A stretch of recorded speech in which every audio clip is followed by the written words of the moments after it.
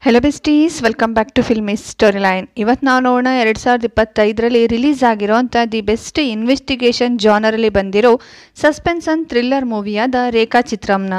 Movie ಅಂತೂ ಸಖತ್ interesting ಆಗಿದೆ. ಮೂವಿ ಎಕ್ಸ್ಪ್ಲನೇಷನ್ ಕಡೆಗೆ ಹೋಗೋಕ್ಕೂ ಮುಂಚೆ ಯಾರಾದರೂ ಹೊಸದಾಗಿ ಚಾನಲ್ನ ವಿಸಿಟ್ ಮಾಡಿದರೆ ಸಬ್ಸ್ಕ್ರೈಬ್ ಮಾಡಿಕೊಂಡು ಸಪೋರ್ಟ್ ಮಾಡಿ. ಫ್ಯಾಮಿಲಿ ಫ್ರೆಂಡ್ಸ್ ಎಲ್ರಿಗೂ ಕೂಡ ಈ ಒಂದು ವಿಡಿಯೋನ ಶೇರ್ ಮಾಡಿ. ವಿತ್ ಸ್ಮೈಲ್ ಒಂದೇ ಒಂದು ಲೈಕ್ ಮಾಡೋದನ್ನ ಮರಿಬೇಡಿ. ಇನ್ಯಾಕೆ ತಡ, ಬನ್ನಿ ವಿಡಿಯೋ ಸ್ಟಾರ್ಟ್ ಮಾಡೋಣ. Let's begin the video. Movie ಸ್ಟಾರ್ಟಿಂಗ್ನಲ್ಲಿ ನಾವು ನೋಡ್ತೀವಿ, ಒಂದು ಹುಡುಗಿ ಜೀವಂತವಾಗಿರುವಾಗಲೇ 4 ಜನ ಮಧ್ಯರಾತ್ರಿನಲ್ಲಿ ಅವಳನ್ನು ಊತಾಕ್ತಾ ಇರೋದನ್ನು. ಈ ಎಲ್ಲ ಕೆಲಸನೂ ಕೂಡ ಒಂದು ಹುಡುಗ ಕಿಟಕಿಯಿಂದ ನೋಡ್ತಾ ಇರ್ತಾನೆ. ನೆಕ್ಸ್ಟ್ ಡೇ ಮಾರ್ನಿಂಗು ಅವ್ರ ತಂದೆ ಹತ್ರ ವಿಚಾರಿಸೋವಾಗ ಫಿಲ್ಮ್ ಶೂಟಿಂಗ್ ಇದ್ದಿದ್ದರಿಂದ ನಾವು ಆ ರೀತಿ ಮಾಡ್ತಾ ಇದ್ದಿದ್ದು ಅಂತ ಹೇಳ್ಕೊಳ್ತಾರೆ. ಇದೇ ವಿಷಯನ ಆ ಹುಡುಗ ಅವನ ಫ್ರೆಂಡ್ ಹತ್ರ ಡಿಸ್ಕಸ್ ಮಾಡ್ತಾನೆ. ಸೀನ್ ಕಟ್ ಮಾಡಿದ್ರೆ ಪ್ರೆಸೆಂಟ್ ಸೀನ್ನಲ್ಲಿ ಈ ಚಿತ್ರದ ಮೇನ್ ಕ್ಯಾರೆಕ್ಟರ್ ಆಗಿರೋಂಥ ವಿವೇಕನ ನೋಡ್ತೀವಿ. ಸದ್ಯಕ್ಕೆ ವಿವೇಕು ಪೊಲೀಸ್ ಕೆಲಸದಿಂದ ಸಸ್ಪೆಂಡ್ ಆಗಿರ್ತಾನೆ.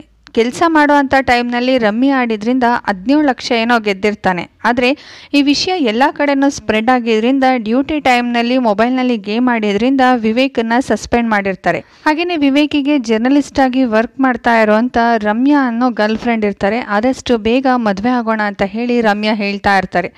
ನೆಕ್ಸ್ಟ್ ಸೀನ್ನಲ್ಲಿ ನಾವು ನೋಡ್ತೀವಿ ರಾಜೇಂದ್ರ ಅನ್ನೋ ವ್ಯಕ್ತಿನ. ರಾಜೇಂದ್ರನ್ಗೆ ಹೆಲ್ತ್ ಇಶ್ಯೂಸ್ ಇರುತ್ತೆ. ಆದರೆ ಅದಕ್ಕೆ ಟ್ರೀಟ್ಮೆಂಟ್ ತಗೊಳ್ದಾನೆ ಯಾವಾಗಲೂ ಕೂಡ ಯಾವುದೋ ಒಂದು ವಿಷಯದ ಬಗ್ಗೆ ಯೋಚಿಸ್ತಾ ತುಂಬಾ ಡ್ರಿಂಕ್ಸ್ ಮಾಡ್ತಾ ಇರ್ತಾರೆ.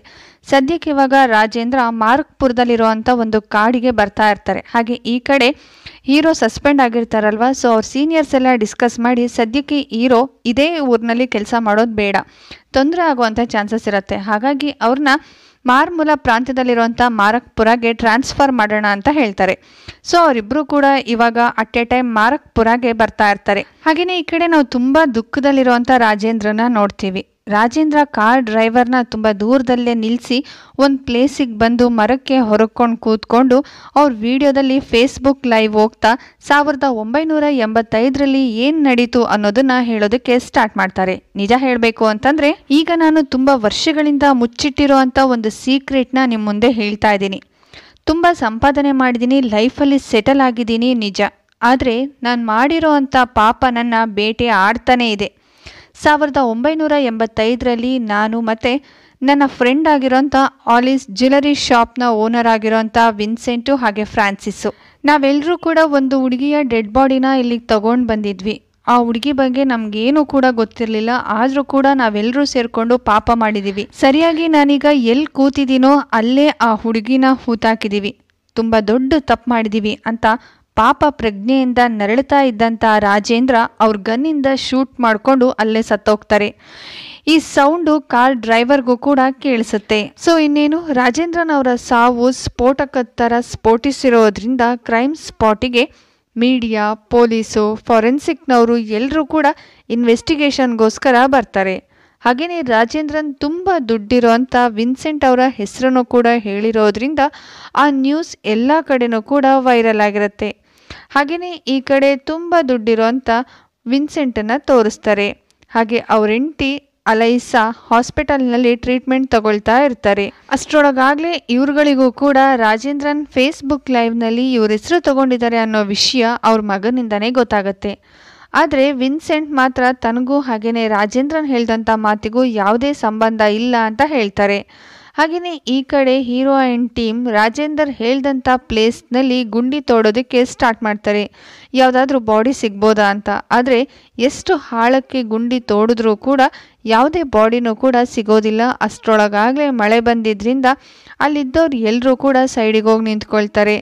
ಆದರೆ ಹೀರೋ ಕಣ್ಣಿಗೆ ಆ ಗುಂಡಿ ತೋಡ್ತಾ ಇರೋವಾಗಲೇ ಮಳೆ ಬಂದಿದ್ದರಿಂದ ಒಂದು ಬಟ್ಟೆ ಕಾಣಿಸುತ್ತೆ. ಇದನ್ನು ನೋಡಿದಂಥ ಹೀರೋ ಆ ಬಟ್ಟೆನ ತೆಗಿಲಿಕ್ಕೆ ಸ್ಟಾರ್ಟ್ ಮಾಡಿದಾಗಲೇ ಹೀರೋ ಕೈಗೆ ಸ್ಕಲ್ಲು ಹಾಗೆ ಸ್ಕೆಲಿಟನ್ನು ಜೊತೆಗೆ ಒಂದು ಕಾಲ್ ಗೆಜ್ಜೆನೂ ಕೂಡ ಸಿಗತ್ತೆ. ಹಾಗೆಯೇ ಡಾಕ್ಟರು ಪೊಲೀಸ್ನವ್ರಿಗೆ ಈ ಅಸ್ಥಿಪಂಜರನ ನೋಡ್ತಾ ಇದ್ರೆ ಸತ್ತಿರೋದು ಒಂದು ಹುಡುಗಿ ಅಂತ ಅನ್ಸುತ್ತೆ. ಮಿಕ್ಕಂಥ ಡೀಟೇಲ್ಸ್ ಬೇಕು ಅಂತಂದರೆ ಪೂರ್ತಿ ರಿಸಲ್ಟ್ ಬರೋವರೆಗೂ ಕೂಡ ವೆಯ್ಟ್ ಮಾಡಬೇಕು ಅಂತ ಹೇಳ್ತಾರೆ. ಹಾಗೆಯೇ ರಾಜೇಂದ್ರನ್ ಬಗ್ಗೆ ವಿಚಾರಿಸೋವಾಗ ರಾಜೇಂದ್ರನ್ ಟ್ರೀಟ್ ಮಾಡಿದಂಥ ಡಾಕ್ಟರು ರಾಜೇಂದ್ರನ್ ಸ್ವಲ್ಪ ದಿವಸದಿಂದನೂ ಕೂಡ ಯಾವುದೋ ಒಂದು ಮಾನಸಿಕ ಕಾಯಿಲೆಯಿಂದ ನರಳಾಡ್ತಿದ್ರು ಅನ್ನೋ ವಿಷಯ ಗೊತ್ತಾಗತ್ತೆ. ಅದ್ರ ಜೊತೆಗೆ ಅವ್ರ ಹೆಂಡತಿಗೆ ರಾಜೇಂದ್ರನ್ ಅವ್ರ ಬಗ್ಗೆ ಏನಾದರೂ ಗೊತ್ತಿರ್ಬೋದು ಅಂತ ವಿಚಾರಿಸೋವಾಗ ಅವ್ರ ಹೆಂಡತಿ, ನಮಗೊಬ್ರು ಮಗ ಹುಟ್ಟಿದ್ಮೇಲೆ ನಾವಿಬ್ರು ಕೂಡ ಬೇರೆ ಆದ್ವಿ, ಅವ್ರ ಹಿಂದಿನ ಜೀವನದ ಬಗ್ಗೆ ನನಗೆ ಯಾವುದೇ ವಿಷಯನೂ ಕೂಡ ಹೇಳಲಿಲ್ಲ ಅಂತ ತಿಳಿಸ್ತಾರೆ. ಹಾಗೆಯೇ ಜ್ಯುವೆಲರಿ ಶಾಪ್ನ ಓನರ್ ಆಗಿರೋವಂಥ ವಿನ್ಸೆಂಟ್ ಬಗ್ಗೆನೂ ಕೂಡ ವಿಚಾರಣೆ ಮಾಡ್ತಾರೆ. ಜೊತೆಗೆ ರಾಜೇಂದ್ರನ್ ಹೇಳ್ದಂಥ ಮೂರನೇ ವ್ಯಕ್ತಿ ಫ್ರಾನ್ಸಿಸ್ ಯಾರಿರ್ಬೋದು ಅಂತ ಹುಡ್ಕೋವಾಗ ಫೈನಲಿ ಸಿಕ್ಕಂತ ಫ್ರಾನ್ಸಿಸ್ ಅವ್ರ ಮಗ ನಮ್ಮ ತಂದೆ ತುಂಬ ದಿವಸದಿಂದನೂ ಕೂಡ ಕಣ್ಣಿನ ಸಮಸ್ಯೆಗೋಸ್ಕರ ಟ್ರೀಟ್ಮೆಂಟ್ ತಗೊಳ್ತಾ ಇದ್ದಾರೆ. ನಮ್ಮ ತಂದೆಗೂ ಹಾಗೆಯೇ ರಾಜೇಂದ್ರನ್ ಹೇಳ್ದಂಥ ಈ ಕೊಲೆ ಕೇಸ್ಗೂ ಯಾವುದೇ ಸಂಬಂಧ ಇಲ್ಲ ಅಂತ ಹೇಳ್ತಾರೆ. ಜೊತೆಗೆ ಹೀರೋ ಅವರ ಲವರ್ ಆಗಿರುವಂಥ ರಮ್ಯನೂ ಕೂಡ ಈ ಕೇಸಿಗೆ ಸಂಬಂಧಪಟ್ಟಂತೆ ತುಂಬಾ ಹೆಲ್ಪ್ ಮಾಡ್ತಾರೆ. ಹಾಗೆಯೇ ಈ ಕಡೆ ಹೀರೋಯಿನ್ ಟೀಮ್ 1985ರಲ್ಲಿ ಯಾರೆಲ್ಲ ಮಿಸ್ ಆಗಿರೋವಂಥ ಕಂಪ್ಲೇಂಟ್ಸ್ ಬಂದಿತ್ತೋ ಅದೆಲ್ಲ ರೆಕಾರ್ಡ್ಸ್ನು ಕೂಡ ಚೆಕ್ ಮಾಡಿ ವಿಚಾರಿಸೋವಾಗ ಪಾಲ್ ಅನ್ನೋ ವ್ಯಕ್ತಿ ಹೀರೋ ಕೈಲಿದ್ದಂಥ ಚೈನನ್ನು ನೋಡಿ ಅದು ನನ್ನ ಮಗಳ ಚೈನ್ ಅಂತ ಹೇಳಿ ಕನ್ಫರ್ಮ್ ಮಾಡ್ತಾರೆ. ಈ ರೀತಿ ಕನ್ಫರ್ಮ್ ಮಾಡಿದ್ರಿಂದ ಹೀರೋ ಅವ್ರ DNA ಟೆಸ್ಟ್ಗೋಸ್ಕರ ಲ್ಯಾಬಿಗೆ ಕಳಿಸ್ತಾರೆ. ಹಾಗೆಯೇ ವಿಡಿಯೋದಲ್ಲಿ ರಾಜೇಂದ್ರನ್ ಮೆನ್ಷನ್ ಮಾಡಿದಂಥ ಎಲೆನ್ಸ್ ಜ್ಯುವೆಲರಿ ಶಾಪ್ನ ಓನರ್ ಆಗಿರೋವಂಥ ವಿನ್ಸೆಂಟ್ನ ಹಿಂದಿನ ಜೀವನದ ಬಗ್ಗೆ ತಿಳ್ಕೊಳ್ಳಿಕ್ಕೋಸ್ಕರ ವಿನ್ಸೆಂಟ್ ಸ್ವಂತ ಊರಿನಲ್ಲಿದ್ದಂಥ ಒಬ್ಬ ಮಹಿಳೆನ ವಿಚಾರಿಸೋವಾಗ ಅವ್ರು ಹೇಳೋದೇನು ಅಂತಂದರೆ ವಿನ್ಸೆಂಟ್ ತುಂಬ ಬುದ್ಧಿವಂತ ಆಗಿದ್ದ, ಹಾಗೆಯೇ ಓದೋದ್ರಲ್ಲೂ ಕೂಡ ಮುಂದೆ ಇದ್ದ, ಅವನಿಗೊಂದು ಆಸೆ ಇತ್ತು, ಕನಸಿತ್ತು. ಅದಕ್ಕೋಸ್ಕರನೇ ಚರ್ಚ್ನಲ್ಲಿದ್ದಂಥ ಫಾದರು ವಿನ್ಸೆಂಟ್ನ ಜವಾಬ್ದಾರಿ ತಗೊಂಡಿದ್ರಿಂದ ವಿನ್ಸೆಂಟ್ ತುಂಬ ವರ್ಷ ಚರ್ಚ್ನಲ್ಲೇ ಇದ್ದ. ಅದಾದಮೇಲೆ ಮುಂಬೈಗೆ ಹೋಗಿ ಸೆಟಲ್ ಆಗಿ ಅಲ್ಲೇನೆ ಅಲೈನಾ ಅನ್ನೋ ಹುಡುಗಿನೂ ಕೂಡ ಪ್ರೀತಿಸಿ ಮದುವೆ ಆದ ಅಂತ ಹೇಳ್ತಾರೆ. ಇದಾಗಿ ವಿನ್ಸೆಂಟನ್ನ ವಿಚಾರಣೆಗೋಸ್ಕರ ಕರೆಸೋವಾಗ ವಿನ್ಸೆಂಟ್ ಅವ್ರ ಜೊತೆಗೆ ಲಾಯರ್ನು ಕೂಡ ಕರ್ಕೊಂಡು ಬಂದಿರ್ತಾರೆ. ಹಾಗೆ ವಿನ್ಸೆಂಟ್ ಹತ್ರ 1985ರಲ್ಲಿ ನೀವು ಕೂಡ ಚರ್ಚ್ನಲ್ಲೇ ಇದ್ರಿ ಅಲ್ವಾ ಅಂತ ಕೇಳೋವಾಗ ವಿನ್ಸೆಂಟ್ ಹೌದು ಅಂತ ಹೇಳ್ತಾರೆ. ಸರಿಯಾಗಿದ್ರಿ, ಅಲ್ಲಿಂದ ಕೇವಲ 6 ಕಿಲೋಮೀಟರ್ ದೂರನೇ ಈಗ ಈ ಬಾಡಿ ಸಿಕ್ಕಿರೋದು.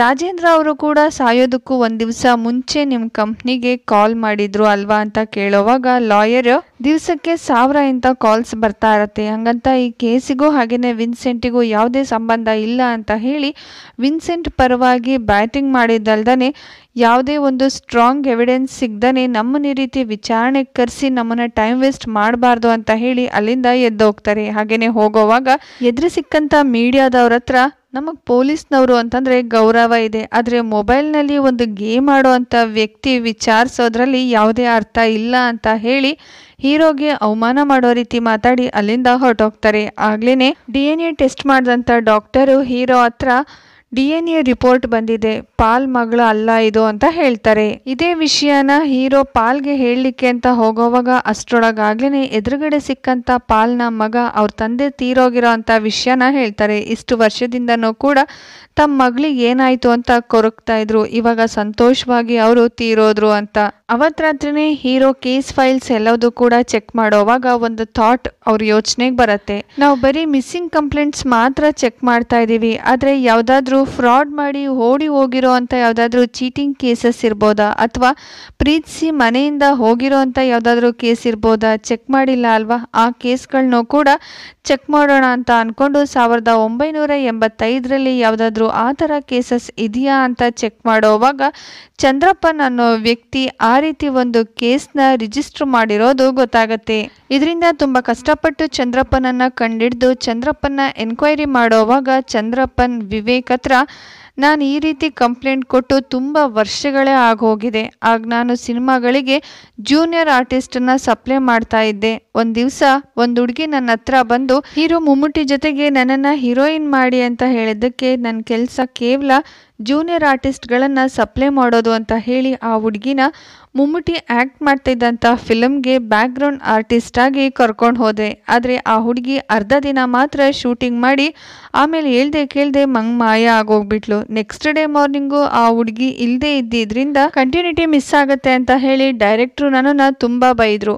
ಪ್ರೊಡ್ಯೂಸರಿಂದ ಎಲ್ಲಿ ಲೀಗಲ್ ಇಶ್ಯೂಸ್ ಬರುತ್ತೆ ಅಂತ ನನ್ನ ಫ್ರೆಂಡ್ ಹೇಳಿದ್ದಕ್ಕೆ ಆ ಹುಡುಗಿ ಕಳ್ತನ ಮಾಡಿ ಓಡೋಗಿದೆ ಅಂತ ಹೇಳಿ ಕಂಪ್ಲೇಂಟ್ ರಿಜಿಸ್ಟ್ರ್ ಮಾಡಿದೆ.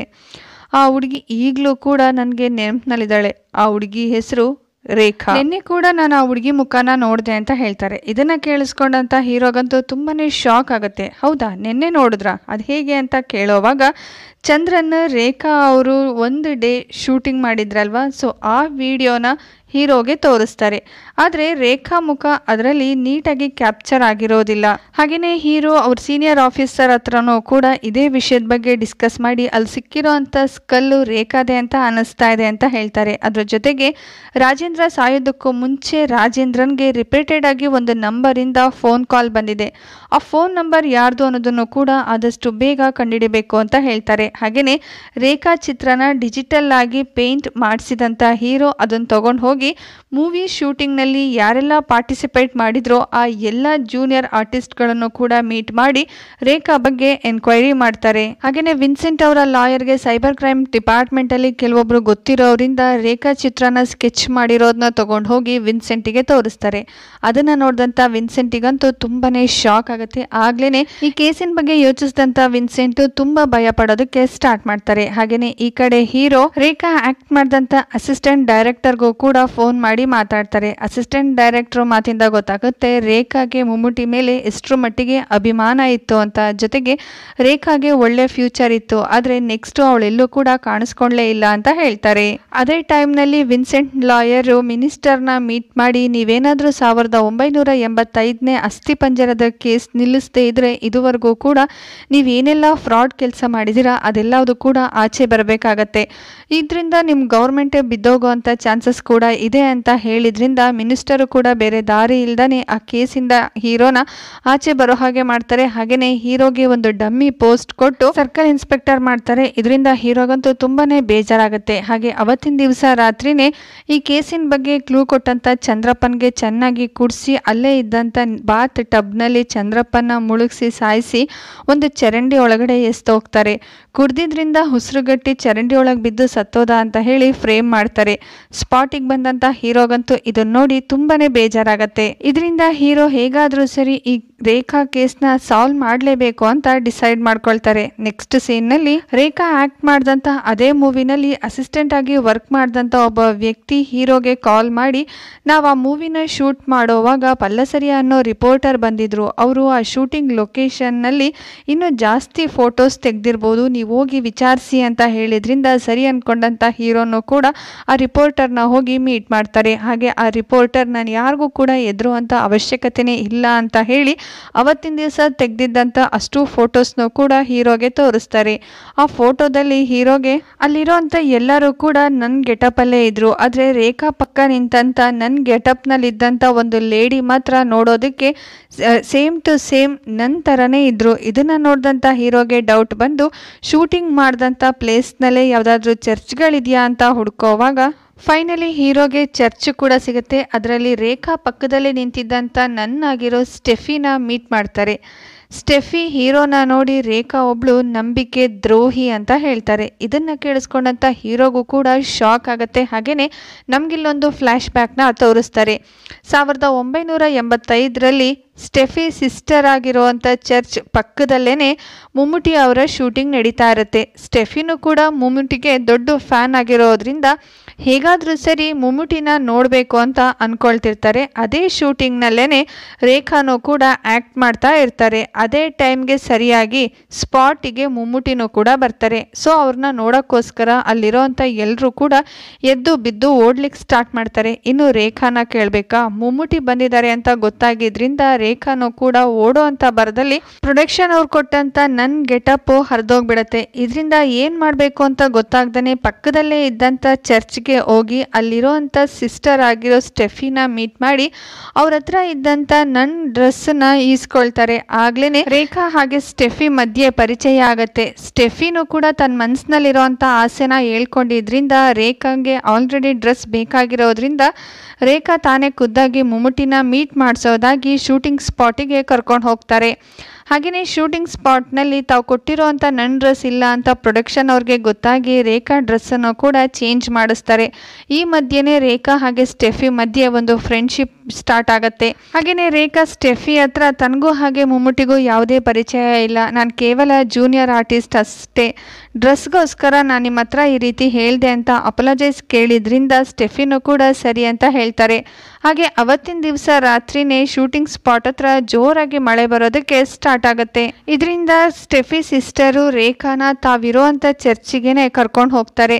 ಸೀನಿಯರ್ ಸಿಸ್ಟರು ಕೂಡ ಇಲ್ಲ, ಇವಾಗ ನಾನೇ ಸೀನಿಯರ್ ಸಿಸ್ಟರು, ಒಂದು ಒಳ್ಳೆ ಊಟ ಇರತ್ತೆ ಬಾ ಅಂತ ಹೇಳಿ ಸರಿ ಅನ್ಕೊಂಡಂತ ರೇಖಾನು ಕೂಡ ಅವತ್ತಿನ ದಿವಸ ರಾತ್ರಿ ಚರ್ಚಲ್ಲೇ ಸ್ಟೇ ಆಗ್ಲಿಕ್ಕೋಸ್ಕರ ಬರ್ತಾರೆ. ಅವತ್ತೊಂದೊಳ್ಳೆ ನಾನ್ ವೆಜ್ ಊಟ ಇರತ್ತೆ. ಆದ್ರೆ ರಾತ್ರಿ ಹೊತ್ತು ನಾನು ನಾನ್ ವೆಜ್ ತಿನ್ನಲ್ಲ ಅಂತ ಹೇಳ್ದಂತ ರೇಖಾ ಅವತ್ತಿನ ದಿವಸ ವೆಜ್ ಊಟ ಮಾಡಿ ಅವಳಿಗೋಸ್ಕರ ಇದ್ದಂತ ಕೋಣೆನಲ್ಲಿ ಹೋಗಿ ಮಲ್ಕೊಳ್ತಾಳೆ. ನೆಕ್ಸ್ಟ್ ಡೇ ಮಾರ್ನಿಂಗ್ ಚರ್ಚ್ನಲ್ಲಿ ಕೆಲಸ ಮಾಡ್ತಾ ಇದ್ದಂತ ಹೆಂಗಸು ಗಾಡ್ರಸ್ ಬೀರ್ ಹೊಡೆದಿರೋದು ನೋಡಿ ಜೋರಾಗಿ ಕಿರ್ಚಾಡ್ತಾರೆ. ಅಷ್ಟರೊಳಗಾಗ್ಲೇ ಅಲ್ಲಿಗೆ ಎಲ್ಲ ಸಿಸ್ಟರ್ಸು ನನ್ನು ಕೂಡ ಬರ್ತಾರೆ. ಆ ಗಾಡ್ರಸ್ನಲ್ಲಿ ತುಂಬ ಜನರು ಡೊನೇಷನ್ ಮಾಡಿದಂಥ ಅಷ್ಟು ದುಡ್ಡು ಕೂಡ ಇರುತ್ತೆ. ಅದೆಲ್ಲದನ್ನು ಕೂಡ ರೇಖಾ ತಗೊಂಡು ಓಡೋಗಿದ್ದಾರೆ ಅನ್ನೋದು ಎಲ್ಲ ಕಡೆನೂ ಕೂಡ ಎಲ್ಲಿ ಸ್ಪ್ರೆಡ್ ಆಗುತ್ತೋ ಅಂತ ಹೇಳಿ ಪೊಲೀಸ್ ಕಂಪ್ಲೇಂಟು ಕೂಡ ಕೊಡ್ದೇ ನಾನ್ ಅಫಿಷಿಯಲ್ ಆಗಿ ರೇಖಾನ ತುಂಬ ಕಡೆ ಹುಡುಕಿದ್ರು ಕೂಡ ರೇಖಾ ಸಿಕ್ಕಿರೋದಿಲ್ಲ. ಅದೇ ದುಡ್ಡಿಂದ ಹಾಸ್ಪಿಟಲ್ ಕಟ್ಟಿಸ್ಬೇಕು ಅನ್ನೋದು ಇವ್ರ ಕನಸಾಗಿರತ್ತೆ. ಆದರೆ ಇದೆಲ್ಲದಕ್ಕೂ ಕೂಡ ಸ್ಟೆಫಿ ಸಿಸ್ಟರೇ ಕಾರಣ ಅಂತ ಹೇಳಿ ಅಲ್ಲಿರೋ ಅಂಥ ಎಲ್ಲ ಸಿಸ್ಟರ್ಸು ಕೂಡ ಸ್ಟೆಫಿ ಸಿಸ್ಟರ್ಗೆ ಅವಮಾನ ಮಾಡ್ತಾರೆ. ಹಾಗೆಯೇ ಅವತ್ತಿನ ದಿವಸನೇ ಹೀರೋಗೆ ಅವರ ಕಾನ್ಸ್ಟೇಬಲ್ ಇಂದ ಒಂದು ಫೋನ್ ಕಾಲ್ ಬರುತ್ತೆ. ರಾಜೇಂದ್ರನ್ಗೆ ಬ್ಲ್ಯಾಕ್ ಮೇಲ್ ಮಾಡ್ತಾ ಇದ್ದಂತ ಇಬ್ರು ಕಾಂಟ್ಯಾಕ್ಟ್ ಸಿಕ್ಕಿದೆ ಅಂತ. ಆಗ್ಲೇನೆ ಅವರಿಬ್ರು ಕೂಡ ಹುಡ್ಕೊಂಡು ಹೋದಂತ ಹೀರೋ ಅವರಿಬ್ರಿಗೂ ಕೂಡ ಚೆನ್ನಾಗಿ ಹೊಡೆದು ಕೇಳೋವಾಗ ನಾವು ಮೂವಿ ಸ್ಟಾರ್ಟಿಂಗ್ ಅಲ್ಲಿ ಕಿಟಕಿನಲ್ಲಿ ನೋಡ್ತಾ ಇದ್ದಂತ ಒಬ್ಬ ಹುಡುಗನ ನೋಡಿದ್ವಿ ಅಲ್ವಾ, ಸೊ ಅದೇ ಹುಡುಗ ಇವನಾಗಿರ್ತಾನೆ. ಹಾಗೇನೆ ಅವ್ರ ತಂದೆ ಹತ್ರ ಅವತ್ತಿನ ದಿವಸ ಏನಾಯ್ತು ಅಂತ ಚೆನ್ನಾಗಿ ಡ್ರಿಂಕ್ಸ್ ಮಾಡಿಸಿ ಕೇಳೋವಾಗ ಅವ್ರ ತಂದೆ ಅದೇ ಚರ್ಚ್ ನಲ್ಲಿ ವಾಚ್ಮ್ಯಾನ್ ಆಗಿ ಕೆಲಸ ಮಾಡ್ತಾ ಇರ್ತಾರೆ. ಹಾಗೇನೆ ಯಾವ ವಿಷಯನೂ ಕೂಡ ಹೇಳ್ದೆ ಕೇವಲ ರಾಜೇಂದ್ರನ್ ಅನ್ನೋ ಹೆಸರು, ಅದ್ರ ಜೊತೆಗೆ ಅವತ್ತಿನ ದಿವಸ ರಾತ್ರಿ ಆ ಹುಡುಗಿನ ತಗೊಂಡು ಹೋಗಿ ಊತ ಹಾಕಿದ್ವಿ ಅಂತ ಹೇಳಿರ್ತಾರೆ. ಸೊ ಇದರಿಂದ ಹೇಗಾದ್ರೂ ಸರಿ ರಾಜೇಂದ್ರನ್ಗೆ ಬ್ಲ್ಯಾಕ್ ಮೇಲ್ ಮಾಡಿ ದುಡ್ಡು ಕಿತ್ಕೊಳ್ಬೇಕು ಅಂತ ಹೇಳಿ ಫೋನ್ ಮಾಡ್ತಾರೆ. ರಾಜೇಂದ್ರನ್ಗೂ ಕೂಡ ಪಾಪ ಪ್ರಜ್ಞೆ ಕಾಡ್ತಾ ಇದ್ದಿದ್ರಿಂದ ಇವರಿಬ್ರು ಕೇಳಿದಷ್ಟು ಅಮೌಂಟು ಇವರಿಬ್ರಿಗೂ ಕೂಡ ಕೊಟ್ಟು ಫೇಸ್ಬುಕ್ ಲೈವ್ ನಲ್ಲಿ ಸ್ಯೂಸೈಡ್ ಮಾಡಿಕೊಂಡು ಇರೋಬರೋ ಎಲ್ಲ ವಿಷಯನೂ ಕೂಡ ಇಡೀ ಜಗತ್ತಿಗೆ ಗೊತ್ತಾಗೋ ರೀತಿ ಮಾಡಿರ್ತಾರೆ. ಹಾಗೇನೆ ಇವರಿಬ್ರು ವಿಷಯ ವಿನ್ಸೆಂಟಿಗೂ ಕೂಡ ಗೊತ್ತಾಗಿದ್ರಿಂದ ಇವರಿಬ್ರು ಕೂಡ ವಿನ್ಸೆಂಟ್ ಕಡೆ ವ್ಯಕ್ತಿಗಳು ಸಾಯಿಸಿ ಇವರಿಬ್ರು ಆತ್ಮಹತ್ಯೆ ಮಾಡ್ಕೊಂಡಿದ್ದಾರೆ ಅನ್ನೋ ರೀತಿ ಫ್ರೇಮ್ ಮಾಡ್ತಾರೆ. ಅವತ್ತಿನ ದಿವಸ ರಾತ್ರಿನೇ ಇದೇ ಕೇಸ್ ಬಗ್ಗೆ ತಲೆ ಕೆಡಿಸ್ಕೊಂಡಿದ್ದಂತ ಹೀರೋ ತುಂಬಾ ಫೋಟೋಸ್ಗಳನ್ನ ಚೆಕ್ ಮಾಡುವಾಗ ಒಂದು ಫೋಟೋದಲ್ಲಿ ಫ್ರಾನ್ಸಿಸ್ ಫೋಟೋ ಕಾಣಿಸುತ್ತೆ. ನಾವು ಮೂವಿ ಸ್ಟಾರ್ಟಿಂಗ್ ನಲ್ಲಿ ಒಬ್ಬ ಹುಡುಗ ನಮ್ಮ ತಂದೆ ಕಣ್ಣಿನ ಆಪರೇಷನ್ಗೋಸ್ಕರ ಹಾಸ್ಪಿಟಲ್ಗೆ ಹೋಗಿದ್ದಾರೆ, ಅವ್ರಿಗೆ ಕೇಸ್ನಲ್ಲಿ ಇರೋದಕ್ಕೆ ಸಾಧ್ಯನೇ ಇಲ್ಲ ಅಂತ ಹೇಳಿದ್ರಲ್ವಾ, ಅದೇ ಫ್ರಾನ್ಸಿಸ್ ಇವನಾಗಿದ್ದಾನೆ. ಯಾಕೆ ಅಂತಂದರೆ ಸೇಮ್ ಕಣ್ಣಿನ ಸಮಸ್ಯೆ ಇಬ್ಬರಿಗೂ ಕೂಡ ಇರುತ್ತೆ. ಆಗ್ಲೇ ಹೀರೋ ನೀವೇ ಅಲ್ವಾ ಫ್ರಾನ್ಸಿಸ್ಸು, ನಿಜ ಏನು ಅಂತ ಒಪ್ಕೊಳ್ಳಿ, ಈಗಾಗಲೇ ರೇಖಾ ಕೇಸ್ನಲ್ಲಿ ಇರೋರು ಎಲ್ಲರೂ ಕೂಡ ಸಾಯೋದಕ್ಕೆ ಸ್ಟಾರ್ಟ್ ಆಗಿದ್ದಾರೆ, ನೆಕ್ಸ್ಟು ಆ ಸಾವು ನಿಮ್ಮ ಸರದಿಗೂ ಕೂಡ ಬರ್ಬೋದು, ಸಾಯೋದಕ್ಕೂ ಮುಂಚೆ ನಿಜ ಹೇಳಿದೆ ಅನ್ನೋ ತೃಪ್ತಿನಾರು ಇರುತ್ತೆ ಅಂತ ಹೇಳಿದ್ರಿಂದ ಫ್ರಾನ್ಸಿಸ್ಸು ಕೂಡ ಅವತ್ತಿನ ದಿವಸ ಏನಾಯಿತು ಅಂತ ಹೇಳೋದಕ್ಕೆ ಸ್ಟಾರ್ಟ್ ಮಾಡ್ತಾರೆ. ಸೊ ನಮ್ಗಿಲ್ಲೊಂದು ಫ್ಲಾಶ್ ಬ್ಯಾಕ್ ನ ತೋರಿಸ್ತಾರೆ. 1985ರಲ್ಲಿ ವಿನ್ಸೆಂಟ್ನ ಚರ್ಚ್ ಫಾದರೇ ನೋಡ್ಕೊಳ್ತಾ ಇರ್ತಾರೆ. ಹಾಗೆ ವಿನ್ಸೆಂಟ್ನ ಮೊದಲನೇ ಹೆಸರು ವಕ್ಕಚ್ಚನ್ ಆಗಿರತ್ತೆ. ವಕ್ಕಚ್ಚನ್ ತುಂಬ ಬುದ್ಧಿವಂತ ಹುಡುಗ, ಓದೋದ್ರಲ್ಲೂ ಕೂಡ ಮುಂದೆ ಇರ್ತಾರೆ. ಹಾಗೆ ಚರ್ಚ್ ಫಾದರ್ ಕಂಪ್ಲೀಟ್ ಆಗಿ ವಿನ್ಸೆಂಟನ್ನು ನಂಬಿರ್ತಾರೆ. ಆದ್ರಿಂದನೇ ಚರ್ಚಿಗೆ ಬರ್ತಾ ಇದ್ದಂಥ ಫಂಡ್ಸ್ ಎಲ್ಲದನ್ನು ಕೂಡ ವಿನ್ಸೆಂಟ್ ಕೈಗೆ ಎತ್ತಿಡ್ಲಿಕ್ಕೆ ಅಂತ ಕೊಡ್ತಾ ಇರ್ತಾರೆ. ಈ ರೀತಿ ಎತ್ತಿಡ್ಬೇಕಾದ್ರೇನೆ ವಕ್ಕಚ್ಚನ್ ಅದರಲ್ಲಿರುವಂಥ ಸ್ವಲ್ಪ ಅಮೌಂಟನ್ನು ಕಳ್ತನ ಮಾಡಿ ಇಟ್ಕೊಳ್ತಾ ಇರ್ತಾರೆ. ಈ ವಿಷಯ ಪುಷ್ಪನ್ಗೂ ಕೂಡ ಗೊತ್ತಾಗುತ್ತೆ. ಈ ಒಂದು ಕೆಲಸದಲ್ಲಿ ವಕ್ಕಚ್ಚನ್ ಪುಷ್ಪನ್ನು ಕೂಡ ಶಾಮಿಲ್ ಮಾಡ್ಕೊಳ್ತಾರೆ. ಹಾಗೆ ಅವರಿಬ್ರು ಕೂಡ ಒಬ್ರನ್ನೊಬ್ರು ಪ್ರೀತಿಸೋದಕ್ಕೆ ಸ್ಟಾರ್ಟ್ ಮಾಡ್ತಾರೆ. ಜೊತೆಗೆ ಚರ್ಚಿಗೆ ಬರ್ತಾ ಇದ್ದಂಥ ಫುಡ್ ಐಟಮ್ಸ್ನು ಕೂಡ ಯಾರಿಗೂ ಗೊತ್ತಾಗದೆ ಇರೋ ರೀತಿ ವಕ್ಕಚ್ಚನ್ ಆಚೆ ಕಡೆ ಮಾರ್ಕೊಳ್ತಾ ಇರ್ತಾರೆ. ಇದ್ದಂಥ ವಾಚ್ಮೆನಿಗೆ ಗೊತ್ತಾದಾಗ ಈ ಕಳ್ಳತನದಲ್ಲಿ ವಾಚ್ಮೆನ್ ಕೂಡ ಶಾಮಿಲ್ ಆಗ್ತಾನೆ. ವಕ್ಕಚ್ಚನ್ ಹಾಗೇನೆ ಪುಷ್ಪಳ ಪ್ರೀತಿ ಪ್ರೇಮ ಪ್ರಣಯ ಚರ್ಚ್ನಲ್ಲೇನೆ ನಡೀತಾ ಇರುತ್ತೆ. ಹೀಗಿರುವಾಗಲೇ ಒಂದು ದಿವಸ ಪುಷ್ಪ ಚರ್ಚಿನ ಸಿಸ್ಟರು ತುಂಬ ದೊಡ್ಡ ಅಮೌಂಟನ್ನು ಗಾಡ್ರಸ್ ಬೀರ್ನಲ್ಲಿ ಇಡ್ತಾ ಇರೋದನ್ನ ಅಬ್ಸರ್ವ್ ಮಾಡ್ತಾರೆ. ಆ ತಕ್ಷಣ ಈ ವಿಷಯನ ವಕ್ಕಚ್ಚನ್ಗೆ ಹೇಳಿ ಹೇಗಾದರೂ ಸರಿ ಆ ಅಮೌಂಟನ್ನು ಕಳ್ತನ ಮಾಡಿದ್ರೆ ಲೈಫ್ನಲ್ಲಿ ಸೆಟಲ್ ಆಗ್ಬೋದು ಅಂತ ಅನ್ಕೊಳ್ತಾರೆ. ಹಾಗೆಯೇ ಇವರಿಬ್ರು ಕೂಡ ಸರಿಯಾದ ಟೈಮ್ಗೋಸ್ಕರ ವೆಯ್ಟ್ ಮಾಡ್ತಾ ಆ ಕೀನು ಕೂಡ ಡ್ಯೂಪ್ಲಿಕೇಟ್ ಮಾಡಿಸಿ ಇಟ್ಕೊಳ್ತಾರೆ. ಈ ರೀತಿ ಪುಷ್ಪ ಡ್ಯೂಪ್ಲಿಕೇಟ್ ಕೀ ಮಾಡಿಸಿದ್ದು ಅದೇ ಊರಿನಲ್ಲಿ ಲೋಕಲ್ ಆಗಿರುವಂಥ ರಾಜೇಂದ್ರನ್ ಹಾಗೆ ಫ್ರಾನ್ಸಿಸ್ಗೆ ವಿಷಯ ಗೊತ್ತಾಗುತ್ತೆ. ಪುಷ್ಪ ಏನೋ ಕಳ್ತನ ಮಾಡಬೇಕು ಅಂತಾನೆ ಈ ರೀತಿ ಮಾಡ್ತಾ ಇದ್ದಾಳೆ ಅಂತ ಅವರಿಬ್ರು ಕೂಡ ಪುಷ್ಪನ್ ಮೇಲೆ ಒಂದು ಕಣ್ಣಿಟ್ಟಿರ್ತಾರೆ. ಅದ್ರ ಜೊತೆಗೆ ವಕ್ಕಚ್ಚನ್ ಹಾಗೆ ಡ್ರೈವರ್ ಇಬ್ರು ಕೂಡ ಪದೇ ಪದೇ ಜೀಪ್ನಲ್ಲಿ ಓಡಾಡ್ತಾ ಇರೋದನ್ನ ಲೋಕಲ್ಸ್ ಆಗಿರೋ ಅಂತ ಫ್ರಾನ್ಸಿಸ್ ಹಾಗೇನೆ ರಾಜೇಂದ್ರನ್ ಇಬ್ರು ಕೂಡ ಅಬ್ಸರ್ವ್ ಮಾಡ್ತಾರೆ. ಹಾಗೇನೆ ಶೂಟಿಂಗ್ ಟೈಮ್ನಲ್ಲಿ ಅವ್ರ ದೊಡ್ಡ ಸಿಸ್ಟರು ಚರ್ಚ್ನಲ್ಲಿ ಇರೋದಿಲ್ಲ ಅನ್ನೋ ವಿಷಯ ಗೊತ್ತಾಗಿದ್ರಿಂದ ಅವತ್ತಿನ ದಿವಸನೇ ಕಳ್ತನ ಮಾಡಬೇಕು ಅಂತ ಡಿಸೈಡ್ ಮಾಡ್ಕೊಳ್ತಾರೆ. ಅನ್ಫಾರ್ಚುನೇಟ್ಲಿ ಆ ಚರ್ಚಿಗೆ ಸ್ಟೇ ಆಗೋಕ್ಕೋಸ್ಕರ ರೇಖಾನು ಕೂಡ ಬಂದಿರ್ತಾರೆ. ಆದರೆ ರಾತ್ರಿ ಊಟ ಮಾಡೋವಾಗ ರೇಖಾ ತಾನು ನಾನ್ ವೆಜ್ ತಿನ್ನಲ್ಲ ಅಂತ ಹೇಳಿಬಿಡ್ತಾಳೆ. ಆದರೆ ಆ ನಾನ್ ವೆಜ್ ಊಟದಲ್ಲಿ ಮತ್ತೆ ಬರೋ ಅಂಥ ಔಷಧಿ ಹಾಕಿದ್ರಿಂದ ಆ ಊಟ ಮಾಡ್ದೇ ಇದ್ದಂಥ ರೇಖನ್ಗೆ ಎಲ್ಲಿ ತಾವು ಮಾಡೋ ಅಂಥ ಕಳ್ತನದ ವಿಷಯ ಗೊತ್ತಾಗುತ್ತೋ ಅಂತ ಹೇಳಿ ರೇಖಾನ ಪುಷ್ಪನೇ ತುಂಬ ನಿರ್ದಾಕ್ಷಿಣ್ಯವಾಗಿ ಸಾಯಿಸ್ತಾರೆ. ಹಾಗೆಯೇ ಕಳ್ತನ ಮಾಡಿರೋದು ರೇಖಾನೇ ಅಂತ ಬಿಂಬಿಸೋದಕ್ಕೋಸ್ಕರ. ಹಾಗೆ ರೇಖಾ ಬಾಡಿನ ಹೇಗಾದರೂ ಸರಿ ಔಸಿಡಬೇಕು ಅಂತ ತೊಗೊಂಡು ಹೋಗ್ತಾ ಇರೋವಾಗ್ಲೇ ಇವರನ್ನ ಅಬ್ಸರ್ವ್ ಮಾಡ್ತಾ ಇದ್ದಂಥ ರಾಜೇಂದ್ರನ್ ಹಾಗೆ ಫ್ರಾನ್ಸಿಸ್ ಆ ಪ್ಲೇಸಿಗೆ ಬರ್ತಾರೆ. ಅದನ್ನು ನೋಡಿದಂಥ ವಕ್ಕಚ್ಚನ್ ಹಾಗೆಯೇ ವಾಚ್ಮೆನ್ಗೆ ತುಂಬಾ ಶಾಕ್ ಆಗತ್ತೆ. ಹಾಗೆಯೇ ವಕ್ಕಚ್ಚನ್, ನೀವೇನಾದರೂ ಈ ವಿಷಯ ಆಚೆ ಕಡೆ ಹೇಳಿದ್ರೆ ಈ ಕೊಲೆಯಲ್ಲಿ ನೀವು ಕೂಡ ಭಾಗಿಯಾಗಿದ್ದೀರಾ ಅಂತ ಹೇಳ್ಬಿಡ್ತೀನಿ ಅಂತ ಹೆದರಿಸ್ತಾನೆ. ಅದ್ರ ಜೊತೆಗೆ ದುಡ್ಡನ್ನು ಕೂಡ ಕೊಡ್ತೀನಿ ಅಂತ ಹೇಳಿದ್ರಿಂದ ರಾಜೇಂದ್ರನ್ ಹಾಗೆ ಫ್ರಾನ್ಸಿಸ್ ಇಬ್ರು ಕೂಡ ಆ ಬಾಡಿನ ಔಸಿಡೋದಕ್ಕೆ ಹೆಲ್ಪ್ ಮಾಡ್ತಾರೆ. ಇದಾದ್ಮೇಲೆ ದುಡ್ಡು ಹಂಚ್ಕೊಂಡಂತ ಅವರೆಲ್ಲರೂ ಕೂಡ ಅವ್ರವ್ರ ದಾರಿ ನೋಡ್ಕೊಂಡು ಹೊರಟೋಗ್ತಾರೆ. ವಕ್ಕಚ್ಚನ್ ಹಾಗೆ ಪುಷ್ಪ ಇಬ್ರು ಕೂಡ ಬಾಂಬೆಗೆ ಹೋಗಿ ಹೆಸರನ್ನ ಚೇಂಜ್ ಮಾಡ್ಕೊಳ್ತಾರೆ. ವಕ್ಕಚ್ಚನ್ ಅಂದ್ರೆ ನಮಗೆ ಗೊತ್ತಿರೋ ಅಂಥದ್ದೇ ವಿನ್ಸೆಂಟೆ. ಆದರೆ ಪುಷ್ಪ ಯಾರು ಅಂತ ಹುಡುಕ್ತಾ ಹೋದ್ರೆ ರಿವೀಲ್ ಆಗುವಂಥ ಟ್ವಿಸ್ಟ್ ಏನು ಅಂತಂದ್ರೆ ಪುಷ್ಪ ಅಂತಂದ್ರೆ ಬೇರೆ ಯಾರು ಅಲ್ಲ, ವಿನ್ಸೆಂಟಿನ ವೈಫ್ ಆಗಿರೋಂಥ ಆಲಿಸ್. ಆಲಿಸ್ ತನ್ನ ಹೆಸರನ್ನ ಪುಷ್ಪ ಅಂತ ಚೇಂಜ್ ಮಾಡ್ಕೊಂಡು ಬದುಕ್ತಾ ಇರ್ತಾರೆ. ಈಗ ಹಾಸ್ಪಿಟಲ್ಗೆ ಎಲ್ಲಾ ವಿಷಯನೂ ಕೂಡ ಗೊತ್ತಾಗಿರೋಂಥ ಹೀರೋ ಕಳಿಸಿದಂಥ ಬೊಕ್ಕೆನಲ್ಲಿ ಪುಷ್ಪ ಅನ್ನೋ ಹೆಸರು ಇರತ್ತೆ. ಇದನ್ನ ನೋಡಿದಂಥ ಆಲಿಸ್ಗಂತೂ ತುಂಬಾನೇ ಶಾಕ್ ಆಗತ್ತೆ. ಆಗ್ಲೇನೆ ಆಲಿಸ್ ನಮ್ಮ ಬಗ್ಗೆ ಗೊತ್ತಿರೋ ಅಂಥವ್ರು ಯಾರು ಬದುಕಬಾರ್ದು, ಆ ಪೊಲೀಸು ಕೂಡ ಅಂತ ಹೇಳಿದ್ರಿಂದ ವಿನ್ಸೆಂಟ್ ಕೂಡ ಸರಿ ಅಂತ ಹೇಳ್ತಾರೆ. ಹಾಗೇನೆ ಈ ಕಡೆ ಹೀರೋ ಅವ್ರ ಸೀನಿಯರ್ ಆಫೀಸರ್ ಹತ್ರ ಮಾತಾಡ್ತಾ ನಡೆದಿರೋಂಥ ಅಷ್ಟು ವಿಷಯನೂ ಕೂಡ ಹೇಳ್ತಾರೆ. ಇದನ್ನೆಲ್ಲ ಕೇಳಿಸ್ಕೊಂಡಂತ ಸೀನಿಯರ್ ಆಫೀಸರ್ ಆ ರೇಖಾ ಯಾರು, ಎಲ್ಲಿಂದ ಬಂದ್ಲು ಅನ್ನೋದನ್ನ ಕಂಪ್ಲೀಟ್ ಆಗಿ ಮಾಹಿತಿನ ಕಲೆ ಹಾಕಿ ಅಂತ ಹೇಳಿದ್ರಿಂದ ಹೀರೋನು ಕೂಡ ಸರಿ ಅಂತ ಹೇಳಿ ಅಲ್ಲಿಂದ ಕಾರ್ನಲ್ಲಿ ಹೊರಡೋವಾಗ ವಿನ್ಸೆಂಟ್ ಕಡೆ ವ್ಯಕ್ತಿಗಳು ಹೀರೋ ಓಡಿಸ್ತಾ ಇದ್ದಂಥ ಕಾರಿಗೆ ಆಕ್ಸಿಡೆಂಟ್ ಮಾಡಿಸ್ತಾರೆ. ಗಾಡ್ಸ್ ಗ್ರೇಸ್, ಹೀರೋಗೆ ಜಾಸ್ತಿ ಏನು ಪೆಟ್ಟು ಬೀಳೋದಿಲ್ಲ, ಬಟ್ ಹಾಸ್ಪಿಟಲೈಸ್ ಆಗ್ತಾರೆ. ಅಷ್ಟರೊಳಗಾಗ್ಲೇ ಹೀರೋ ಲವರ್ ಆಗಿರುವಂತ ರಮ್ಯಾ ರೇಖಾ ಬಗ್ಗೆ ಒಂದು ಆರ್ಟಿಕಲ್ ನ ಬರೆದು ಪಬ್ಲಿಷ್ ಮಾಡಿದ್ರಿಂದ ಅದನ್ನ ಓದದಂತ ಸಿನಿಮಾ ಆಕ್ಟರ್ ಆಗಿರುವಂತ ಜಗದೀಶ್ ಆಗ್ಲೇನೆ ರಮ್ಯಾನಿಗೆ ಫೋನ್ ಮಾಡಿ ರೇಖಾ ಬಗ್ಗೆ ತನಗೆ ಗೊತ್ತಿರೋದಾಗಿ ತಿಳಿಸಿದ್ರಿಂದ ಜಗದೀಶನ್ನ ಹೀರೋ ಹಾಗೆ ರಮ್ಯಾ ಇಬ್ರು ಕೂಡ ಮೀಟ್ ಮಾಡ್ತಾರೆ. 1985ರಲ್ಲಿ ನಾನು ಹೀರೋ ಆಗದಂತ ಫಸ್ಟ್ ನಲ್ಲಿ ರೇಖಾ ನನಗೆ ಆಗಿಂದಾಗ್ಲೇ ಲೆಟರ್ ಬರಿತಾ ಇದ್ರು. ಅವರು ಮಮ್ಮಟಿ ಮೇಲೆ ಎಷ್ಟು ಅಭಿಮಾನ ಇಟ್ಟಿದ್ದಾರೆ ಅನ್ನೋದು ಆ ಲೆಟರ್ ನಲ್ಲಿ ಅರ್ಥ ಆಗ್ತಾ ಇತ್ತು. ಹಾಗೆಯೇ ನಾನು ಮಮ್ಮಟಿಯ ದೊಡ್ಡ ಫ್ಯಾನ್ ಆಗಿರೋದ್ರಿಂದ ಅವರೊಂದು ಫೋಟೋಗೆ ನನಗೆ ಆಟೋಗ್ರಾಫ್ ಹಾಕಿಸ್ಕೊಡಿ ಅಂತನೂ ಕೂಡ ಕೇಳಿದ್ರು. ಅದಾದ್ಮೇಲೆ ಒಂದ್ಸಲ ನಾನು ಮಮ್ಮಟಿ ಜೊತೆಗೆ ಹೀರೋಯಿನ್ ಆಗಿ ನಟಿಸಬೇಕು ಅಂತ ಅವರ ಆಸೆನ ವ್ಯಕ್ತಪಡಿಸಿದ್ರು. ಅದನ್ನ ಓದಂತ ನಾನು ಬರ್ದಂತ ಲೆಟರ್ನಲ್ಲಿ ನಿನ್ಗಿನ್ನೂ ಚಿಕ್ಕ ವಯಸ್ಸು, ಓದಿನ ಕಡೆ ಗಮನ ಕೊಡು, ಆಮೇಲೆ ಇದೆಲ್ಲ ಇದ್ದಿದ್ದೆ, ಹೀರೋಯಿನ್ ಆಗೋ ಅಂತದ್ದೇ ಅಂತ ಹೇಳಿ ರೀಪ್ಲೇ ಬರ್ದಿದ್ದೆ. ಅದಾದ್ಮೇಲೆ ರೇಖಾ ಕಡೆಯಿಂದ ಬರ್ತಾ ಇದ್ದಂತ ಲೆಟರ್ ಕೂಡ ನಿಂತೋಯ್ತು ಅಂತ ಹೇಳ್ತಾರೆ.